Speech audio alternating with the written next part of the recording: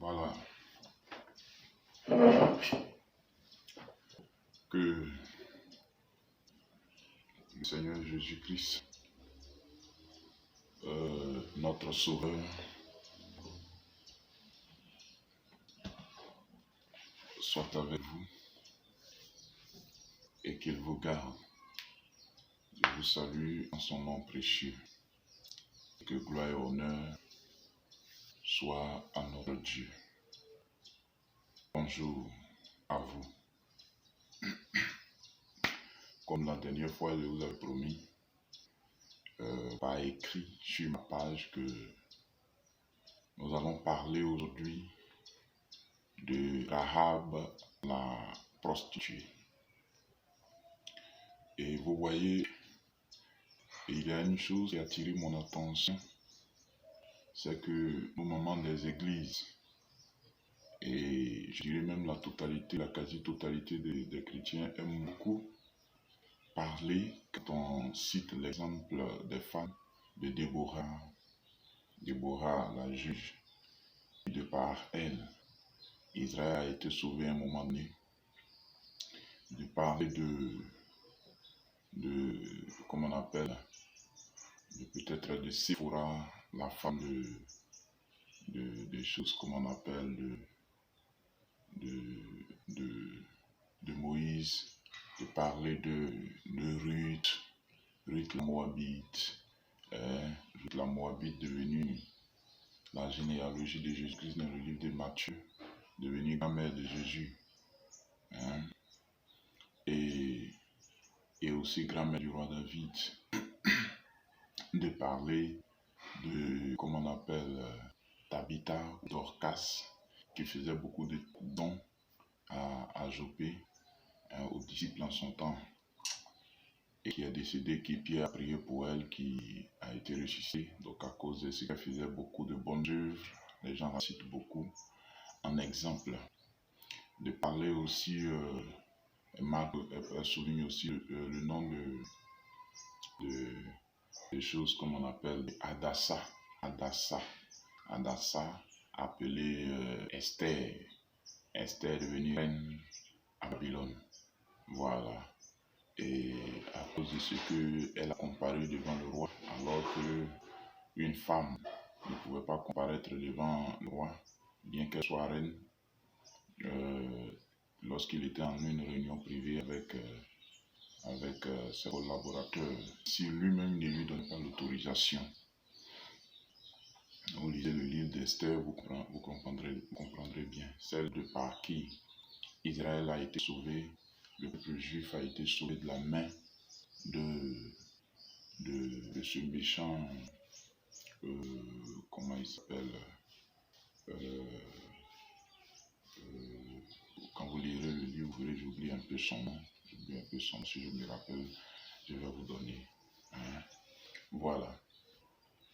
Donc, vous voyez,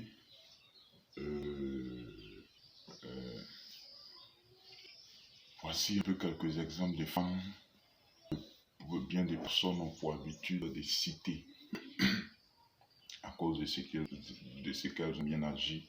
On les cite un exemple, hein. On parle aussi tantôt d'Abigail qui a été l'épouse de David à un moment donné, à cause de ce que elle a fait un don, elle a eu de la sagesse de comparer devant David avec des vivres lorsqu'il avait demandé à son mari qui avait refusé et que David avait pris la résolution de détruire, voilà, sa famille.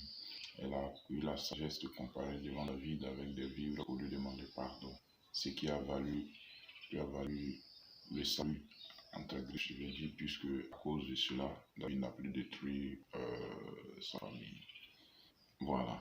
Voilà, je parlais de Esther, et de par elle, comme on appelle le peuple juif, a été sauvé de la main de Aman méchant.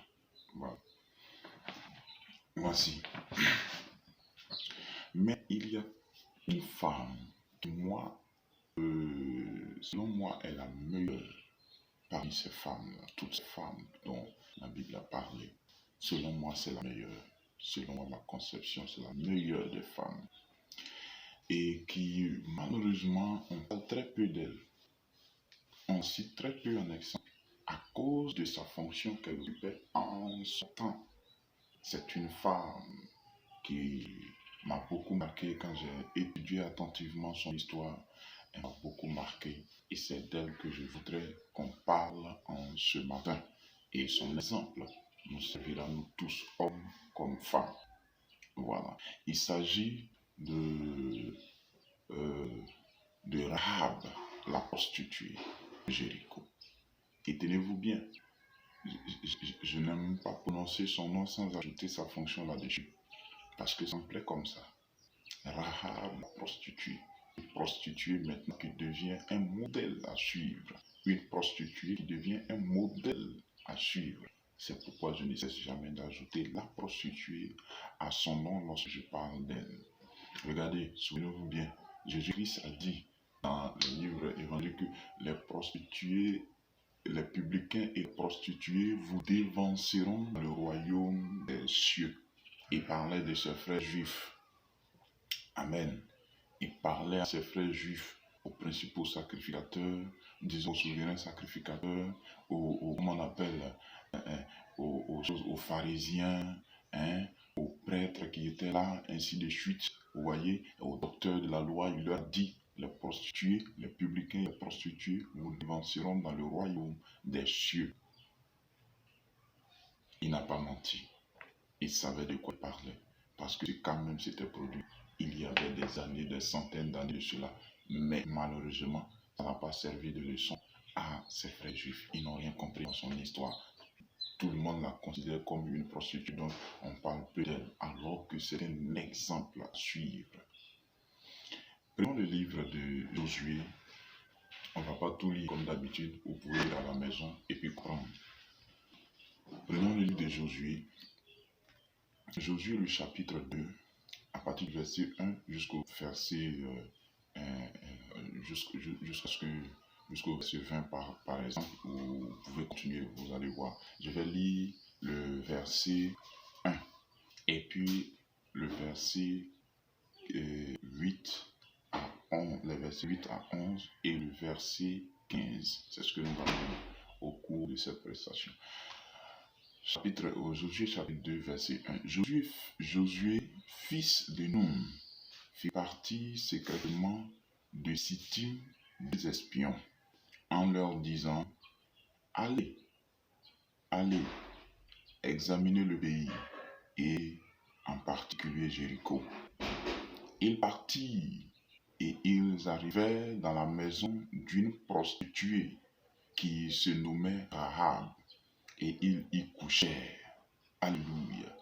On reprend.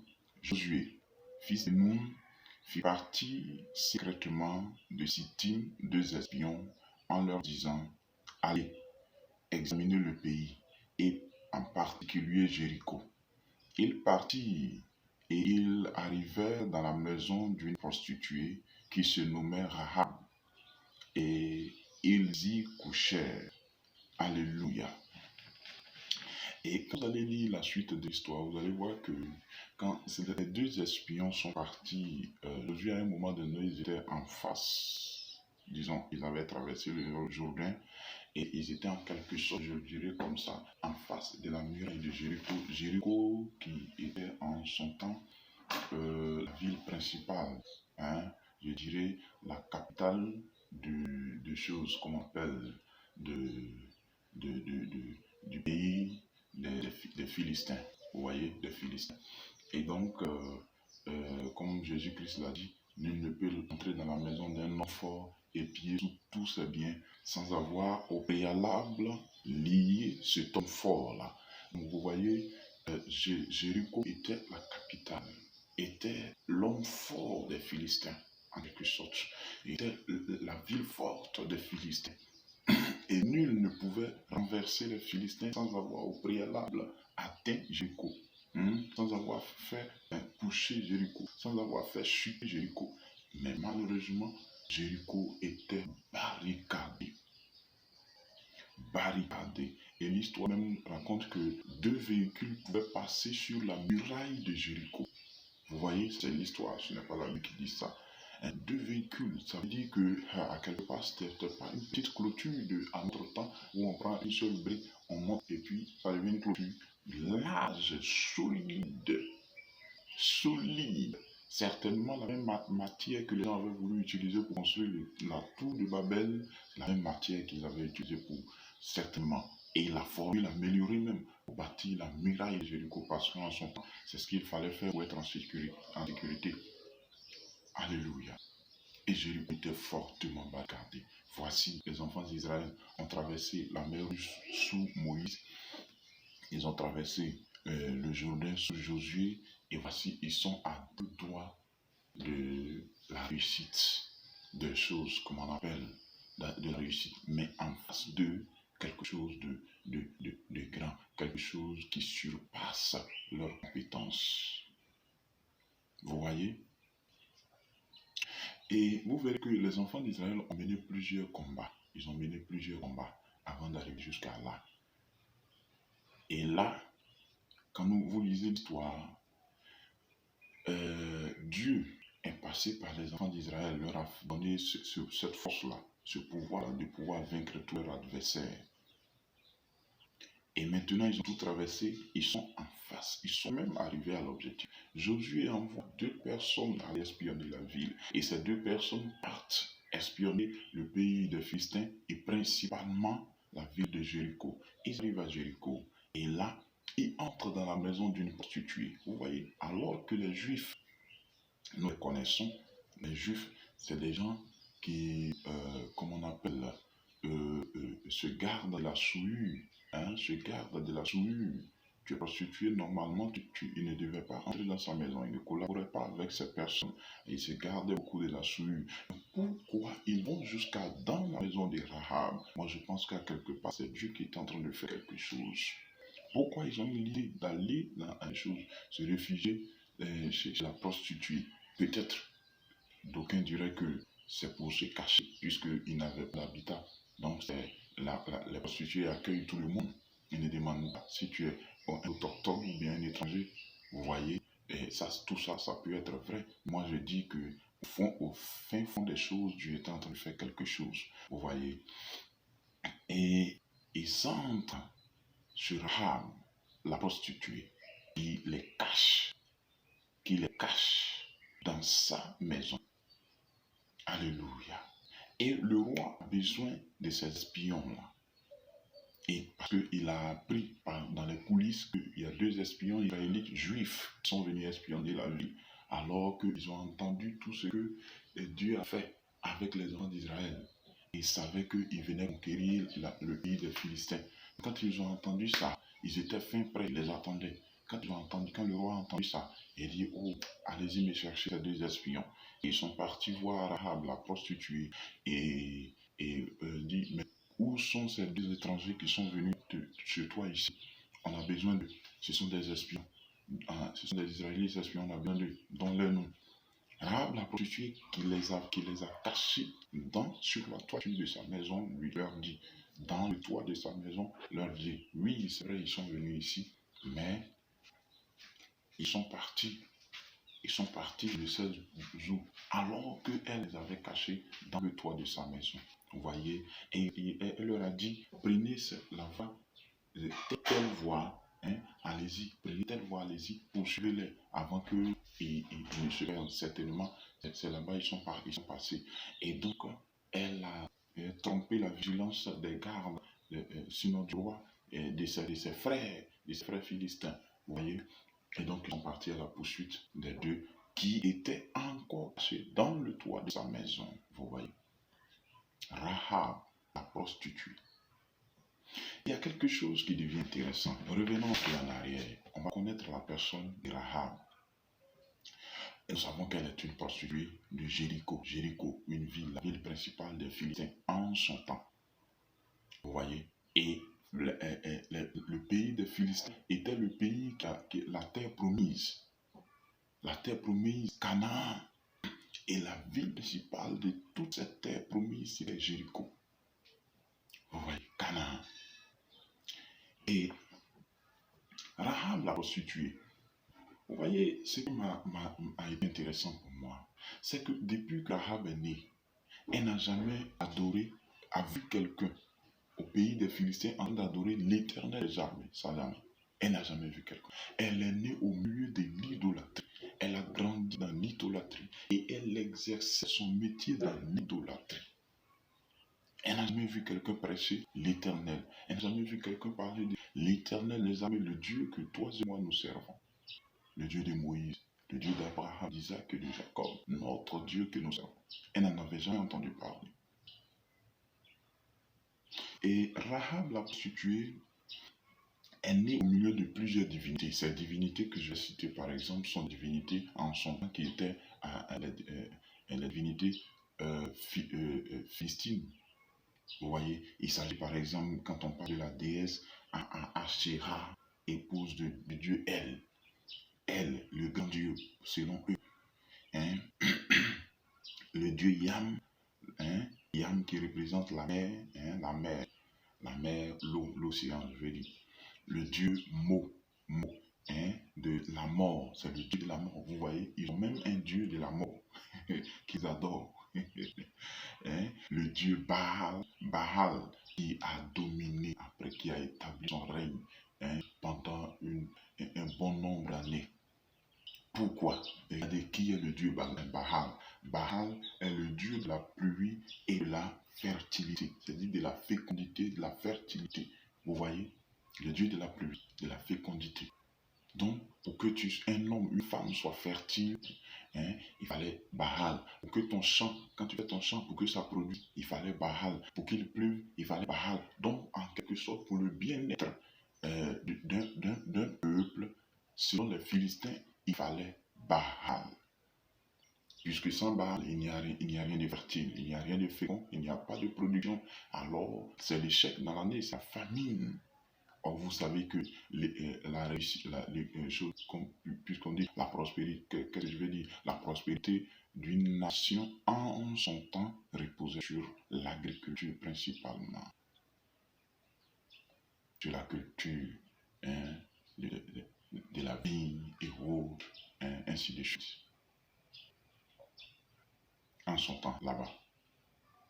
Et donc, il fallait Baal. La Baal, finalement, a su imposer sa domination, puisque à cause de sa fonction. Et Rahab est née au milieu de toutes ces divinités. Elle était prostituée et fondée sur la perversité. Mais pourquoi je dis fondée? Elle était prostituée et fondée sur la perversité. Regardons la position stratégique. Hein, la position stratégique de la maison de Rahab. On dit quoi? Jéricho qui est là est une ville de choses, d'idolâtrie.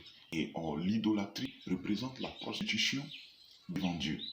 Hein? Quand tu adores un autre Dieu, c'est comme si tu te prostitues devant Dieu. Parce que Dieu te choisit comme l'Église est l'épouse de qui? Elle est l'épouse de Christ. C'est ce que nous disons. Christ, c'est Dieu. Donc l'Église est l'épouse de Dieu. Dieu nous a épousés. Vous voyez? Dieu nous a épousés. Et donc, nous sommes son Dieu. Il dit, je serai ton Dieu et tu seras mon peuple. Il dit, je suis un Dieu jaloux. Il ne partage pas sa gloire. Et donc, quand tu vas adorer un autre Dieu, c'est pour toi, la femme de Dieu, tu le trompais. Alors, tu te prostitues. Vous voyez? Donc, quand Dieu parle quelque part de la prostitution, surtout l'Ancien Testament, il s'agissait généralement de l'idolâtrie. Vous voyez? Donc, Rahab était prostituée et fondée sur la perversité.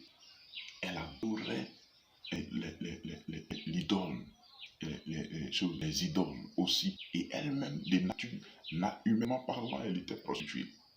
Et pourquoi je dis fondée sur la perversité, ce que je tentais d'expliquer, regarde la position stratégique de sa maison. Dans Josué chapitre 2, verset 15, comme je vous l'avais promis, elle les fit descendre avec une corde par la fenêtre, car la maison qu'elle habitait était sur la muraille de la ville. Vous voyez, une muraille qui regorge toute une maison.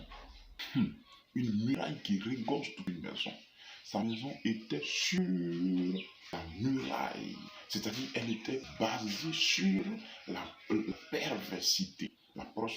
l'idolâtrie. L'idolâtrie qui représente la perversité devant Dieu. Elle était fondée basée sur sa fondation. Sa fondation, sa base, c'était ça. C'était le diable, fondé sur le diable. Alléluia. Et donc sa maison était sur cette clôture. Et vous voyez, elle était forgée selon la doctrine de l'idolâtrie, principalement selon celle de Baal. Ce que Rahab a connu depuis son enfance jusqu'à ce qu'elle arrive là où elle est. Elle habitait dans la ville la plus fortement sécurisée de Canaan. Une muraille que rien ou nul ne peut briser. La ville fermée et barricadée. Dans Josué chapitre 6, verset 1, on voit ça. Rahab est elle-même cananéenne. Elle n'est pas israélite. Alléluia. Elle est cananéenne. Elle n'est pas israélite. Rahab, la prostituée. Elle n'est pas israélite. Elle est cananéenne. Vous voyez? Elle est née au milieu de l'idolâtrie. Quelqu'un qui n'a jamais entendu parler, elle n'a jamais vu quelqu'un de son peuple parler de l'Éternel des armées. Elle a seulement entendu les témoignages, certainement des étrangers, que il y a un peuple qui est appelé peuple d'Israël qui a sorti d'Égypte, qui était esclave en Égypte, qui a sorti de là. Et voici les miracles que Dieu a opérés. Depuis en Égypte même, ce qui s'est passé, ils ont traversé la mer Rouge. Et ils ont vaincu des peuples en chemin. Ils ont traversé le Jourdain. Et tous ces deux eaux à sec, ils les ont traversés à sec, sans bateau ni rien. Ils ont traversé à sec. Ils ont vaincu des peuples et ils arrivent vers vous. Et là, la peur s'est installée dans le cœur des Philistins. Et Rahab, la prostituée, au-delà de la peur, a retenu quelque chose, a fait quelque chose. Alléluia, a fait quelque chose. Elle a non seulement retenu, mais elle a cru. Elle a reconnu que l'Éternel, le Dieu des Juifs, le Dieu des Israéliens, était le véritable Dieu. Regardez, lisons ici. Lisons ici, dans Josué chapitre 2, verset 8 à 11. On dit, avant que les espions se couchent, Rahab monta vers eux sur le toit et leur dit, l'Éternel, je le sais, vous a donné ce pays. La terre que vous inspirez je reprends, excusez-moi. L'Éternel, je sais, vous a donné ce pays. La terreur que vous inspirez nous a saisis. Et tous les habitants du pays tremblent devant vous, car nous avons appris comment, à votre sortie d'Égypte, l'Éternel a mis à sec devant vous les eaux de la mer Rouge, et comment vous avez traité les deux rois des Amoréens au-delà du Jourdain, Sion et Og, que vous avez dévoués par interdit. Nous l'avons appris, et nous avons perdu courage, et tous nos esprits sont abattus à votre aspect. Car c'est l'Éternel. Regardez ce que Rahab la prostituée a confessé. Car c'est l'Éternel votre Dieu qui est Dieu en haut, dans les cieux et en bas sur la terre.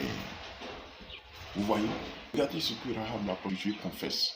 Que c'est l'Éternel votre Dieu qui est Dieu en haut, dans les cieux et sur la terre en bas. Hey!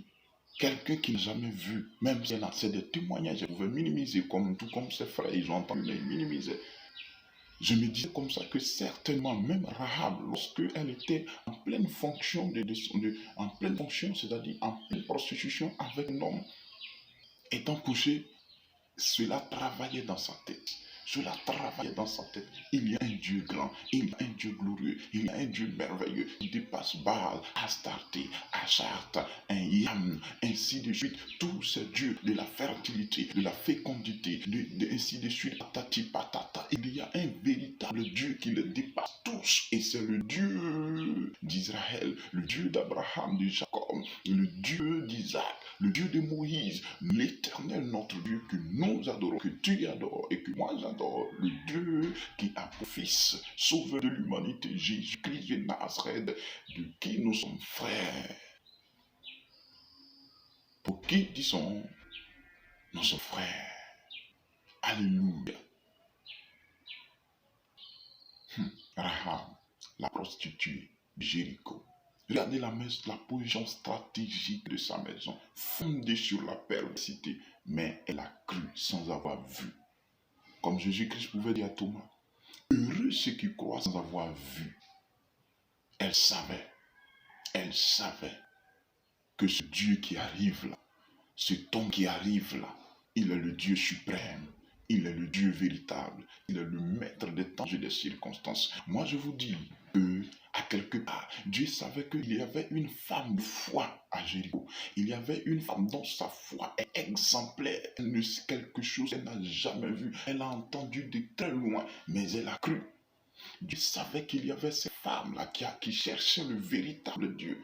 Dieu savait qu'il y avait cette femme qui cherchait le véritable Sauveur. Dieu savait qu'il y avait cette femme-là qui cherchait le véritable devant qui nous devons nous prostituer. Le véritable Dieu de la fécondité, le véritable Dieu de la fertilité, le véritable Dieu qui donne la vie, qui est le Dieu de vie et non pas de la mort.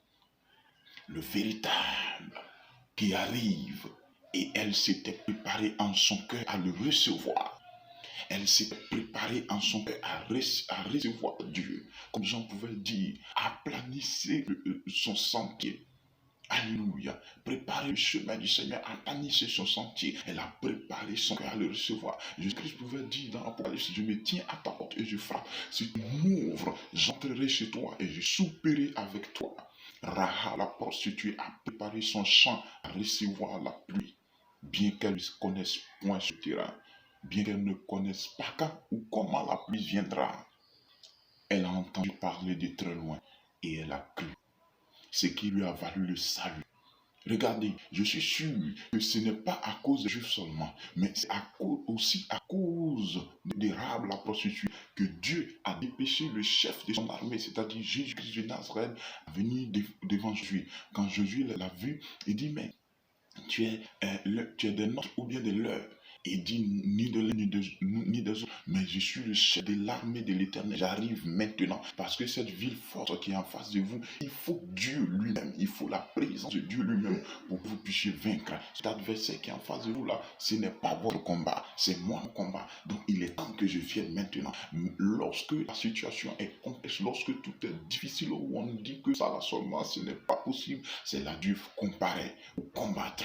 Il n'est pas comme Satan, qui lorsque ça chauffe, il te met devant et lui il fuit. Lui, quand ça chauffe, lui-même il se met devant et il te met derrière et il combat pour toi. Et il est venu, je sais, non pas à cause des Juifs seulement, mais aussi à cause de Rahab, la prostituée de Jéricho, qui a su chercher le salut. La Bible dit, Dieu dit dans la Bible que je me laisse trouver par celui qui me cherche.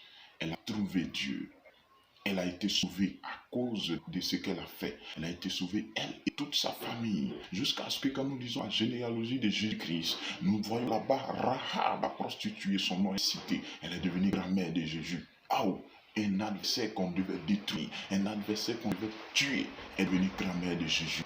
Je vous assure, si vous croyez sans avoir vu, si vous avez la foi que Rahab, la prostituée, a eu, disons, si vous avez cette foi et que vous croyez, Jésus-Christ de Nazareth, quelle que soit votre identité, quelles que soient vos origines, il dit là où on ne disait pas, le peuple si on ne disait pas, là où on ne disait pas, tu es mon peuple, là on dit, tu es mon peuple, c'est-à-dire le peuple qui n'était pas son peuple deviendra son peuple. Alléluia, quand nous disons Osée, nous voyons ça là-bas. Alléluia, Osée chapitre 1 et chapitre 2, nous voyons ça là-bas.